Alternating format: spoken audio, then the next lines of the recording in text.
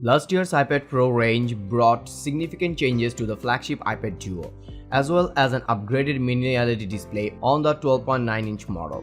Apple introduced its desktop-class processor, the Apple M1, to the range, allowing the tablets to perform tasks usually exclusive to MacBooks and iMacs. Impressive though that was, Apple is hard at work on the next iPad Pro ranging behind closed doors.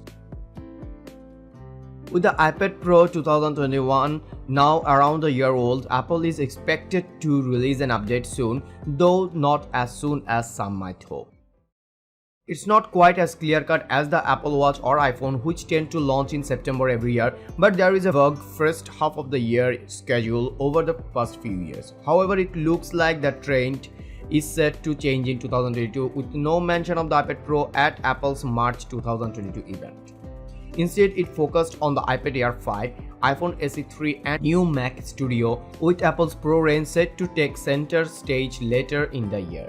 Some might have hoped that WWDC 2022 would have been a candidate. It did announce the new MacBook Air and the M2 chip after all, but the Pro-level iPads were a no-show. Twitter leaker Dylan Katie suggested in a now deleted tweet that the iPad Pro is coming in the fall or autumn to those in the UK, and Bloomberg's Mark Gurman agreed months later in March 2022.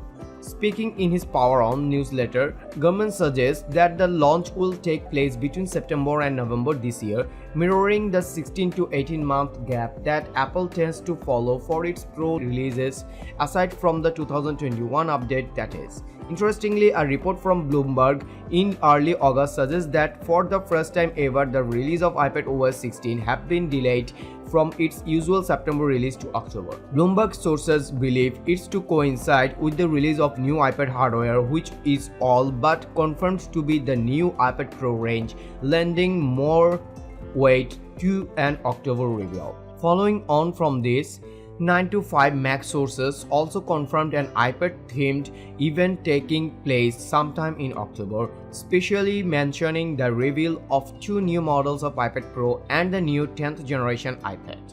With all that said, it seems we shouldn't expect the release of the new iPad Pro range until October. Apple wouldn't want to overshadow the release of the iPhone 14 after all, and it made no mention of the tablets at its Far Out event on September 7. With Tim Cook saying, "We are here to talk about 3 products that have become essential in our lives: iPhone, AirPods and Apple Watch."